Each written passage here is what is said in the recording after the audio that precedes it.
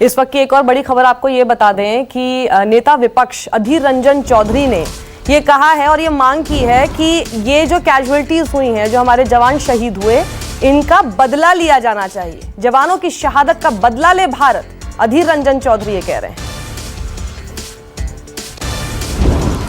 हमारे political editor Raman Kumar हमारे साथ जुड़ गए हैं। रमन, क्या कहना चाहते हैं अधीर रंजन चौधरी, किस तरह से बदला लिया जाए? कहा था ना मैंने आपसे, टाइम क्या हो रहा है?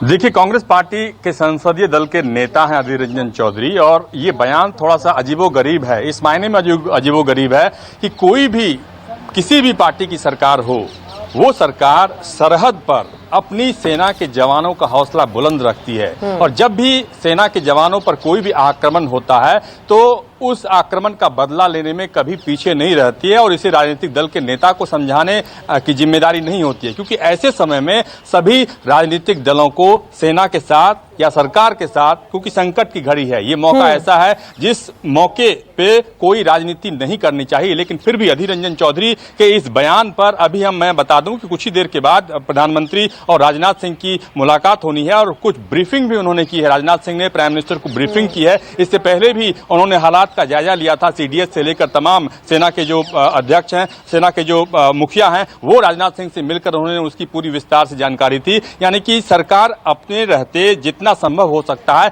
वो पूरे हालात को समझने के लिए, हालात को नियंत्रण में रखने के लिए, और जो गड़बड़ी हुई है उसको दुरुस्त करने के लिए पूरी कोशिश कर रही है।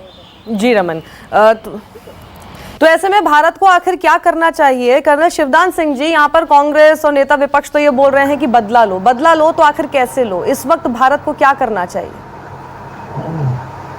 देखिए, जिस तरह से राजनीतिक बयान दिए जा रहे हैं, सेनाएं इस तरह काम नहीं करती हैं। सेनाएं बड़ी सोची समझी रणनीति से अपना काम करती हैं, और जब उपयुक्त समय होगा तो इस बात का जवाब पर्याप्त मात्रा में सेना देगी। मगर अचानक एक देहाती या शहर की तरह सब इकट्ठे होकर के चले, लाठी डंडा लेकर के जाकर अटैक कर दे, ऐसा सेना नहीं करती है। और खासकर चीन के साथ उन क्षेत्रों में जहां पर कि ह्यूमन का सर्वाइवल भी बहुत मुश्किल होता है। ये हाइट जहां पर ये झगड़ा हुआ है, ये करीब 17,000 फीट हाइट है। वहां पर नॉर्मल सर्वाइवल के लिए भी ऑक्सीजन बहुत कम है। इसलिए इस क्षेत्र में बहुत सोच समझ के कदम उठाने होंगे। इस वक्त सबसे इंपॉर्टेंट यह है कि हमें अपनी पोजीशंस पर स्ट्रांगली जम जाना चाहिए, और जो भी हरकत है चाइना की, उसका उसी की भाषा में जवाब दिया जाना चाहिए।